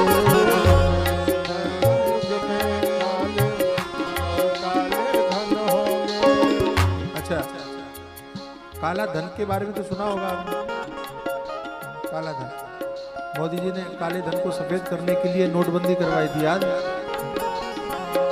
अच्छा, काले धन को तो सफेद करने के लिए प्रधानमंत्री जी ने काम कर लिया, लेकिन काले मन को सफेद कौन करेंगे? काले मन को भी तो सफेद करना पड़ेगा। अरे वो काले मन को सफेद करने के लिए कथाएं हैं, ये कथा इसलिए है। सुनो सिया कलयुग में काला धन और काले मन होंगे। सुनो सिया कलयुग में काला धन और काले मन होंगे। चोर उचक के नगर सेठ और हरि भक्त निर्धन होंगे। गंगा नगर सेठ और हरि भक्त निर्धन होंगे। जो होगा लोभी और भोगी, जो होगा लोभी और भोगी, वो योगी कहलाएगा। हंस चुनेगा दाना गुनका, हंस चुनेगा दाना गुनका, कौआ मोती खाएगा। हे रामचंद्र कह गए सिया से, रामचंद्र कह गए सिया से, ऐसा कलयुग आएगा। हंस चुनेगा दाना गुनका, कौआ मोती खाएगा। हंस चुनेगा दाना गुनका, कौआ मोती खाएगा।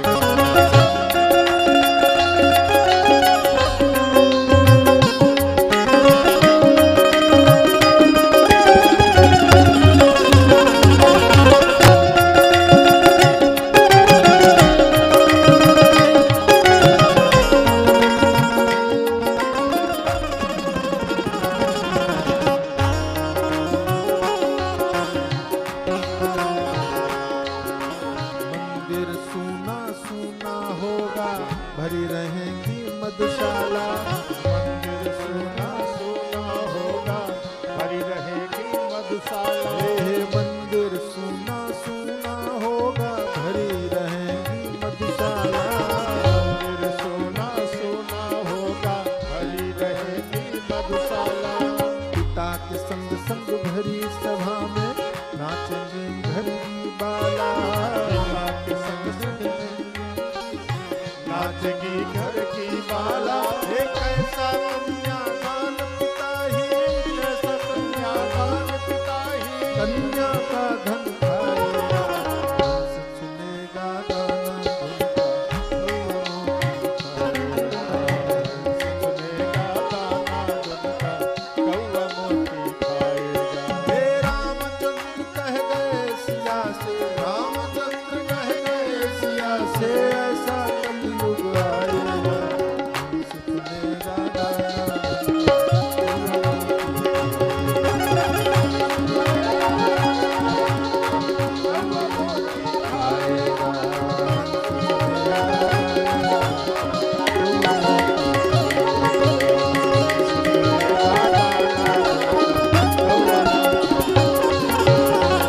रामचंद्र भगवान की जय हो।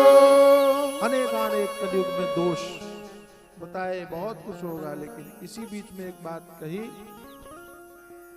कि मैं भ्रमण करते करते मैं पहुंचा वृंदावन। वहां मुझे एक आश्चर्य दिखाई पड़ा। अच्छा एक बात बताओ, अभी कितनी देर सुन सकते हो आप लोग? बोलो बोलो, आप ही लोगों से पूछ रहे हैं। मैं तो रात भर सुना सकता हूं, मुझे थोड़ी परेशानी है। पहला दिन है, मैं चाहता हूं थोड़ी कथा हो जाए तो अच्छा। पहले दिन की कथा, महात्मा की कथा एक अलग तरह की है, लेकिन ये विषय वस्तु समझ में आ जाए तो आज आगे सुनने में आनंद आएगा। थोड़ी देर सुन लीजिए, पहला दिन है, आज तैयारियों में जाता है समय, लेकिन कल से 2 बजे शुरू हो जाए ऐसा कुछ करना। हाँ जी, कहीं जाना नहीं तो, और कोई काम भी नहीं, काम है कुछ सारे कहाँ? या वाह बहुत बढ़िया, यही काम, कथा सुनना ही काम। तो कल समय से शुरू हो जाए, 2 बजे हम लोग शुरू कर दें, है ना। ये लोग बेचारे पहले आ ही जाते हैं, थोड़ा कुछ सुनाएंगे और उसके बाद में फिर 2 बजे से कथा आरंभ हो जाए तो हम अच्छे से कथा को हम रूपक दे सकते हैं। थोड़ी देर सुन लीजिए। देवर्षि नारद जी, तत्राश्चर्यं मया दृष्टम् श्रूयतां तन्मुनीश्वराः एकात् तरुणी तत्र निषण्णा खिन्न मानसा।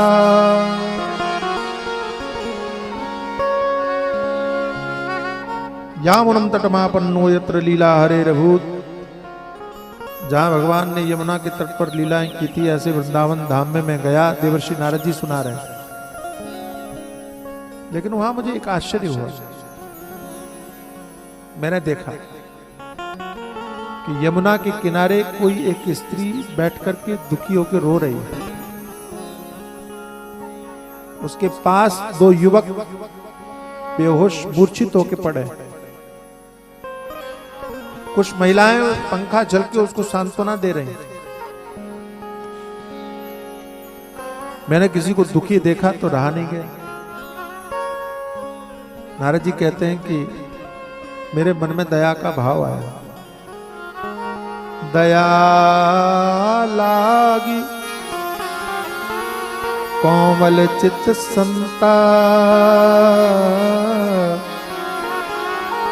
संतों का तो स्वभाव है दया करना। साधु का अर्थ ही है कि दूसरों के ऊपर दया करना। साधु की विशेषता ही है कि दूसरों को दुखी नहीं देख सकता। दुखी देख करके ही द्रवित हो जाए, उसी का नाम तो साधु है। गोस्वामी जी ने बड़ी बात कही, संत हृदय नवनीत समाना। संतों का हृदय मक्खन की तरह होता है।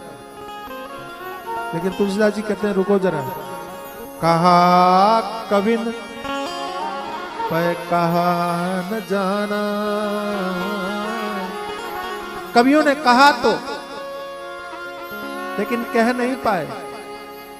निज परिताप द्रवय नवनीता, बोले मक्खन के समान कह दिया, लेकिन थोड़ा समझ तो लो।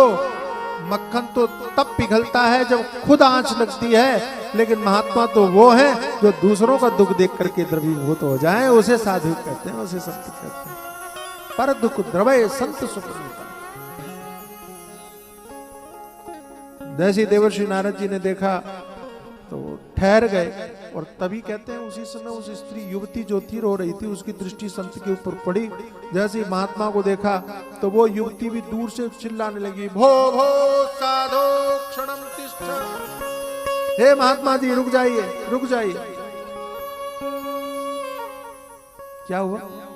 मत चिंतामपि नाशय, मेरी चिंता को दूर कर दीजिए। क्यों?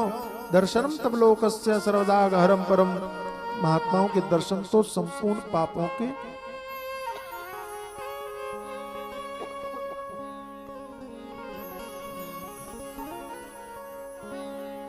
धुआं कहीं से आ रहा है क्या? ये गला पकड़ता है।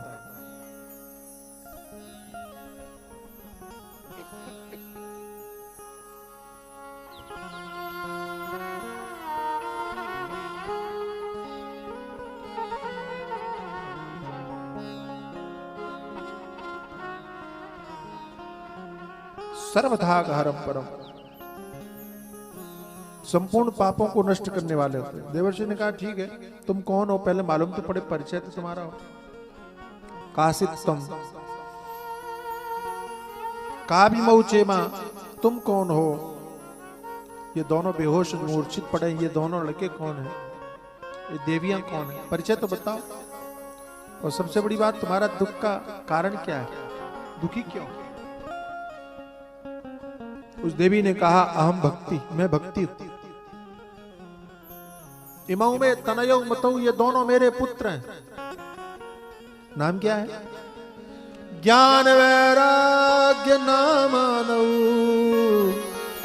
एक का नाम ज्ञान है, एक का नाम वैराग्य। काल योगे न जर्जरऊ, समय के प्रभाव से वृद्ध हो गए। ये जो स्त्रियां ये कौन है? गंगा, यमुना, सरस्वती, कावेरी, नर्मदा आदि जो नदियां हैं वे ही मुझे दुखी देख करके स्त्री का वेश बनाकर सांत्वना देने आए। तुम यहां आई कैसे? उत्पन्ना द्रविड़े साहम, द्रविड़ देश में उत्पन्न हुई। वृद्धिम कर्नाटके गता, कर्नाटक में वृद्धि हुई, बड़ी हुई। एक महात्मा कहा करते थे भक्ति कहां बढ़ती है? बोले कर्नाटक में। वृद्धि कर्नाटक में।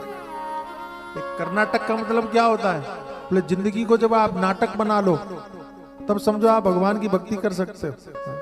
जीवन को सच्चा मानोगे तो कभी भगवान की भक्ति नहीं हो पाएगी।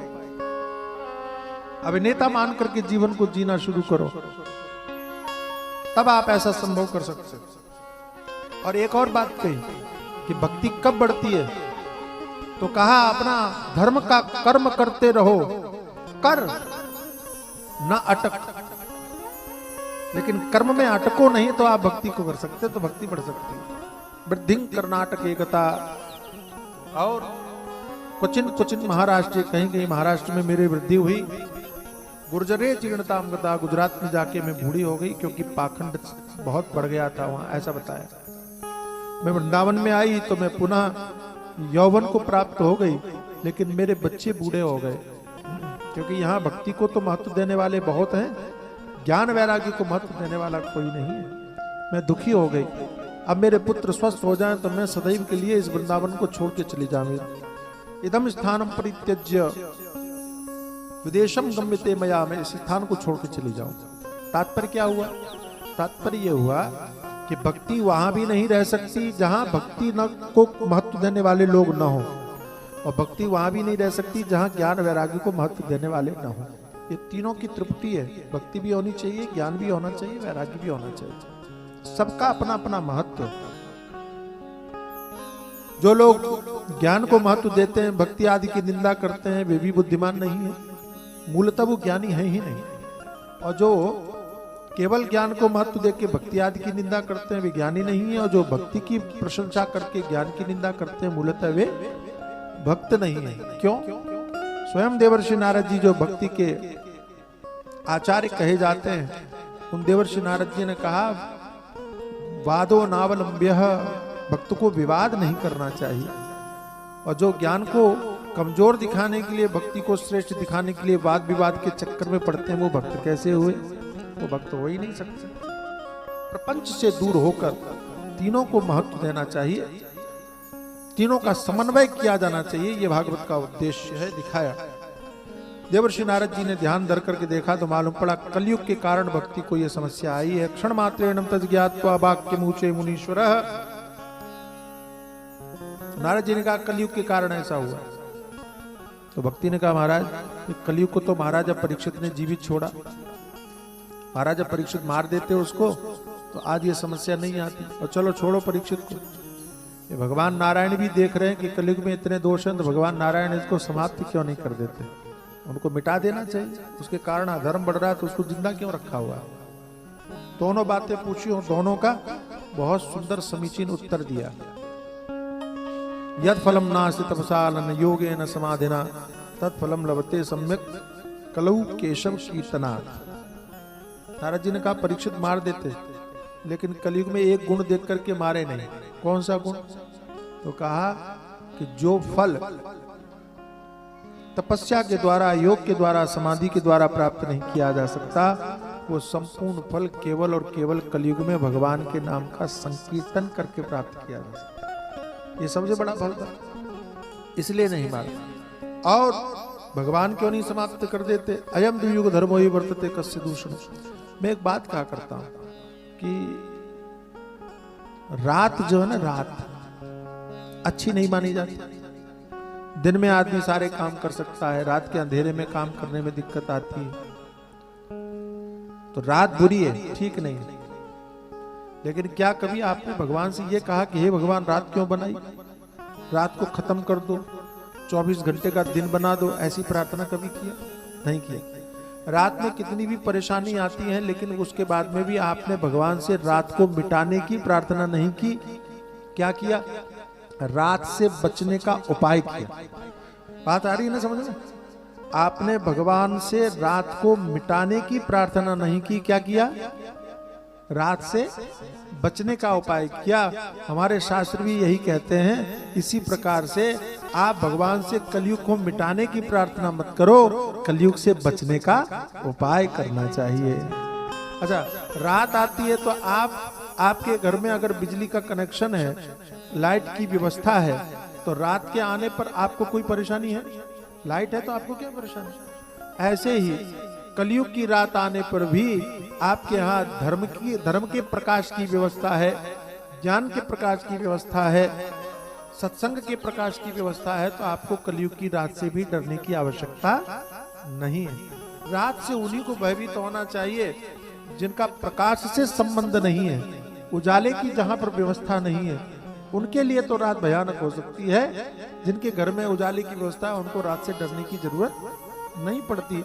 ऐसी कलयुग से भी उनको भयभीत होने की आवश्यकता है जिनके जीवन में धर्म नहीं है, ज्ञान नहीं है, सत्संग नहीं है, सद्गुरु नहीं है, उनको भयभीत होने की आवश्यकता है। जहां धर्म है, ज्ञान है, वहां भयभीत। तो कलयुग से बचने का उपाय करो, कलयुग को मिटाने का उपाय मत करो। और बचने का उपाय एक ही है, कलहु केशव कीर्तना। तो भगवान के नाम का संकीर्तन करो, ये सबसे बड़ा साधन है। आइए प्रेम से भगवान के नाम का संकीर्तन करें।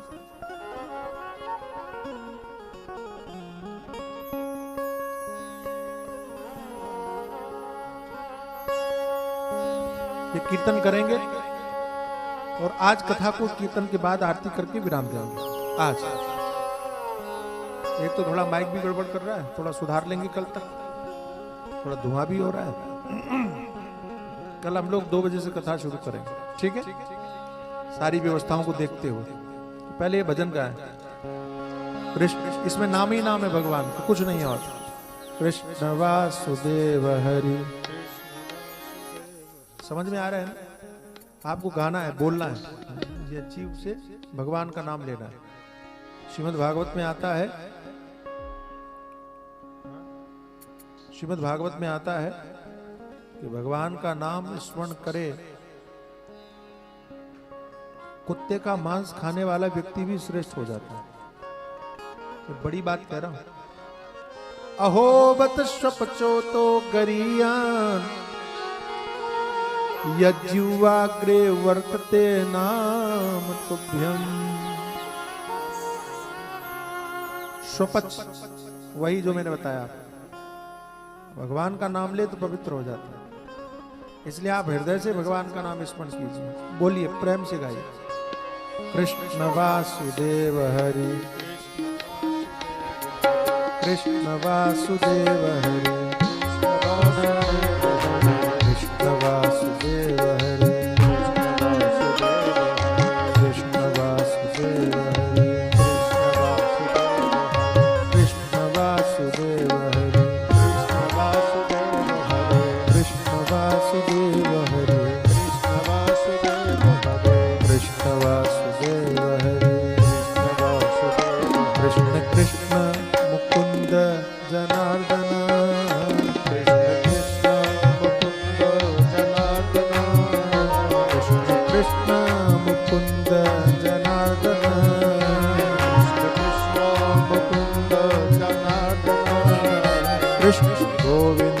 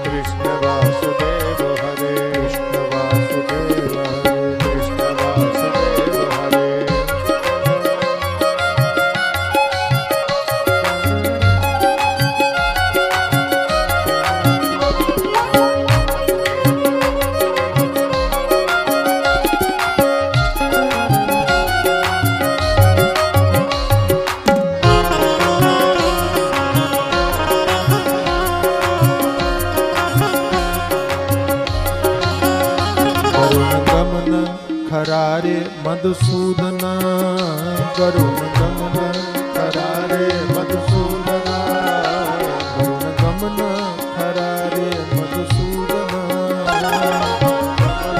खरारे मधुसूदन मदन गोपाल नारायण मदन गोपाल नारायण हरे मुरली कृष्ण मुरारे मनमोहन मुरारे मनमोहन मुरली कृष्ण मुरारे मनमोहन कृष्ण नंद नंदन नारायण नारायण हरे नारायण नारायण नारायण नारायण नारायण नारायण नारायण नारायण नारायण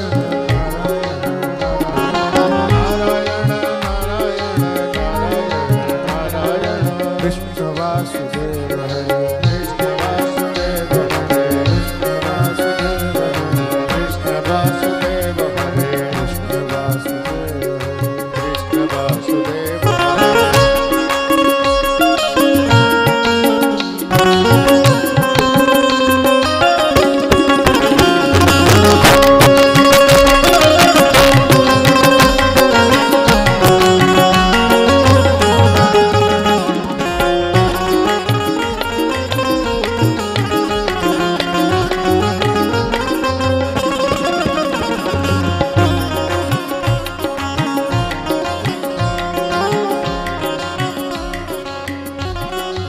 राम नरसिंह पुरुषोत्तम राम राम नरसिंह पुरुषोत्तम राम राम नरसिंह पुरुषोत्तम राम राम नरसिंह पुरुषोत्तम राघव राम नारायण रावण राम नारायण हरे रावण हरे कोदंड राम रघुवर रावण हरे को राम रघुवर रावण हरे कोदंड राम रघुवर रावण हरे को धन्य नाम रघुवर राक्षसांतक नारायण राक्षसांतक नारायण हरे नारायण नारायण नारायण नारायण नारायण नारायण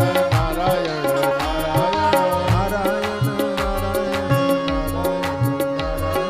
नारायण नारायण नारायण नारायण कृष्ण वासुदेव कृष्ण वासुदेव हरे कृष्ण वासुदेव हरे कृष्ण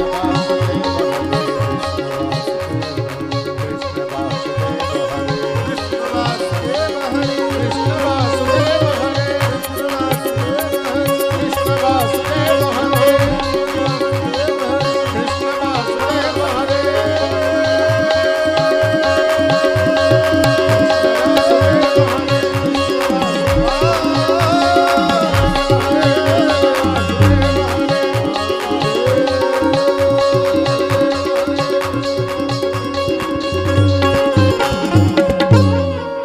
कृष्णचंद्र भगवान की जय श्री वृंदावन बिहारी लाल की जय।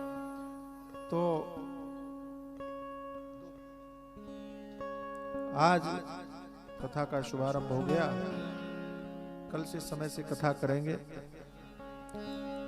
हमारे पूज्य स्वामी जितेंद्रानंद जी महाराज, उनको किसी कार्य से जाना पड़ गया, लेकिन मुझे यहाँ इस गांव तक लाने में उनकी बहुत बड़ी भूमिका है। स्वामी जी ने कहा कि परिवार की कथा है, माताजी सुनना चाहती, हमारे रत्नाकर भैया का नाम लिया, उनकी माताजी सुनना चाहती हैं और पारिवारिक आयोजन है गांव में, घर में सुनना चाहती हैं। तो मैंने कहा कथा छोटी बड़ी नहीं होती, उनको मन में था कि पता नहीं आएंगे कि नहीं आएंगे। मैंने कहा एक तो रत्नाकर भैया, उनके कारण तो यहाँ कोई भी बड़े से बड़े नेता आ जाए, मैं क्यों नहीं आऊंगा वही कथा सुनने। ऐसा उनका नाम भी है, व्यवहार भी है, पहचान भी है, भगवान की दया है। और दूसरी बात, कथा छोटी बड़ी नहीं होती, कथा बड़ी ही होती है। भगवान बड़े हैं तो कथा बड़ी। सुनने वाला भाव से सुनने वाला होना चाहिए। आप भाव से सुनिए, प्रेम से सुनिए, हम आपको उसी भाव से कथा सुनाएंगे। और आज आपको शायद अनुभव भी हो गया हो कि हम ऐसा सोच के कथा नहीं सुनाएंगे कि गांव में है, कि छोटी कथा है, कि बड़ी कथा है। बिल्कुल नहीं मन में रखेंगे। एक ही बात मन में रहेगी कि आप कथा सुनना चाह रहे हैं और हम आपको सुनाएंगे। और आप समय से एकत्रित हो जाइए। बस इतना ध्यान रखना, कथा में बाधा ना बने। बच्चों को थोड़ा संभाल के रखना पड़ेगा, क्योंकि हम कथा सुनाते नहीं, समझाने की कोशिश करते हैं। इसलिए शांत वातावरण हो, थोड़ा माइक भी ठीक ठाक रहे। भैया कल से ध्यान रखेंगे। और आनंद पूर्वक, प्रेम पूर्वक, प्रसन्नता पूर्वक हमारे आचार्यों के नेतृत्व में पूजन होगा। मुझे विश्वास है आपको पूजा में भी आनंद आया होगा। और कथा में भी ऐसे हमारे संगीत के साथियों के साथ भजन का आनंद लेते हो। हमारे आज देव भैया थोड़ा सा अस्वस्थ हो गए, वो नहीं आ पाए, लेकिन और आनंद लेते हो कथा सुनेंगे। और हम प्रतीक्षा करेंगे कि जल्दी ही स्वामी जितेंद्रान जी महाराज फिर आएंगे, पधारेंगे।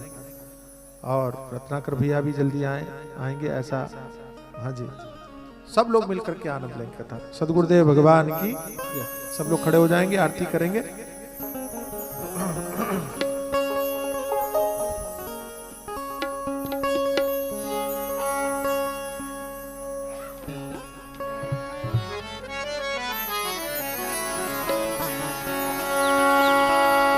श्री भागवत भगवान की जय। भागवत भगवान की ये आरती, भक्त को भव सिंधु से है आरती। भागवत भगवान की ये आरती, भक्त को भव सिंधु से है तारती। अच्युतम केशवम कृष्ण दामोदरम हरे। अच्युतम केशवम कृष्ण दामोदरम हरे। श्रीधरम माधवम वासुदेवम हरे हरे।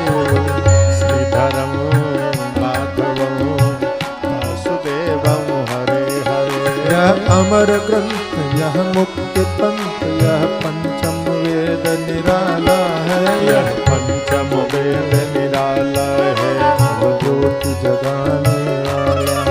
हरि ध्यान यही, हरि नाम यही, जग के मंगल की आरती। भागवत भगवान हरे हरे। भागवत भगवान की आरती, भक्त को सिंधु से है आरती। भागवत भगवान की ये आरती, भक्त को भव सिंधु से है तारती। अच्युतम केशवम कृष्ण दामोदरम हरे। अच्युतम केशवम कृष्ण दामोदरम हरे।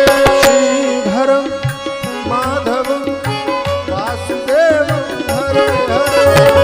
श्रीधरम माधवम वासुदेवम हरे हरे। शांति गीत पावन पुनीत, पापों को मिटाने वाला है। पापों को मिटाने वाला है, हरि दर्श कराने वाला। यह सुख करनी, यह दुख हरनी, श्री मधुसूदन की आरती। भागवत भगवान हरे हरे। भागवत भगवान की आरती, भक्त को सिंधु से है आरती। भागवत भगवान की है आरती, भक्त को भव सिंधु से है तारती। अच्युतम केशवम कृष्ण दामोदरम हरे। अच्युतम केशवम कृष्ण दामोदरम हरे। श्रीधरम माधवम वासुदेवम हरे हरे। श्रीधरम माधवम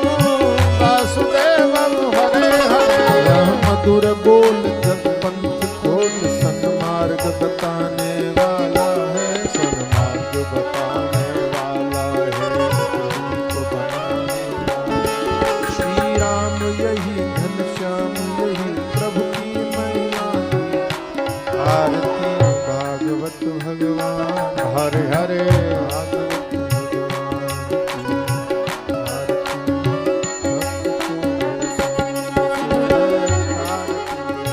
भक्त को भागवत भगवान की आरती, भक्त को भव सिंधु से है तारती।